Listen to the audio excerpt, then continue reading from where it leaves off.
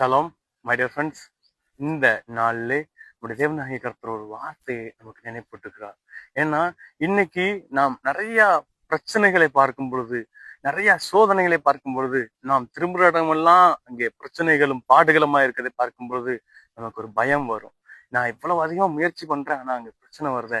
இவ்வளவு அதிகமா நான் இவர்களுக்காக பிரயாசப்பட்டேன், ஆனா எனக்கு அங்க பிரச்சனை வருது. நான் இந்த வேலைக்காக பிரயாசப்படுறேன், ஆனா எனக்கு அங்க பிரச்சனையா இருக்கு.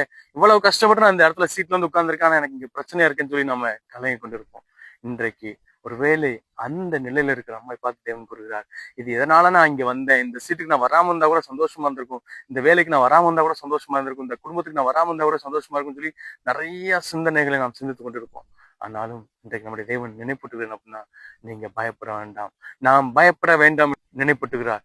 அவர் விசுவாசம் உள்ளவனாயிரு என்கிறார். நம்முடைய தேவனாகிய கர்த்தர் கூறுகிறேன் என்றால், ஒருவேளை நமக்கு முன்பதாக இருக்கிற பார்க்கிற எல்லாருமே ஒருவேளை நமக்கு எகிப்திய ராஜாக்களாக தெரிந்தாலும் சரி, ஒருவேளை அவர்கள் ஆமானாக தெரிந்தாலும் சரி, ஆனாலும் நம்முடைய தேவன் நினைப்பட்டுகிறேன் அப்படின்னா, அவர்களை நீங்க வீழ்த்த முடியாதுன்னு பயப்படாதீங்க, அவர்கள் உங்களை அழித்துருவாங்கன்னு பயப்படாதீங்க.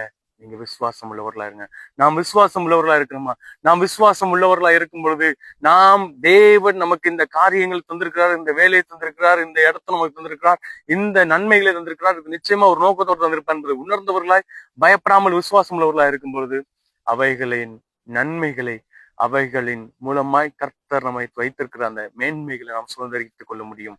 எனவே அந்த வார்த்தை விசுவாசிக்கிறவர்களாய் பயப்படாமல் விசுவாசம் உள்ளவர்களாய், கர்த்தருக்குரிய வார்த்தையை விசுவாசிக்கிறவர்களாய் நாம் நிற்க அழைக்கப்பட்டிருக்கிறோம் என்பதை உணர்ந்தவர்களாய் இந்த புதிய நாளை துவக்கும்.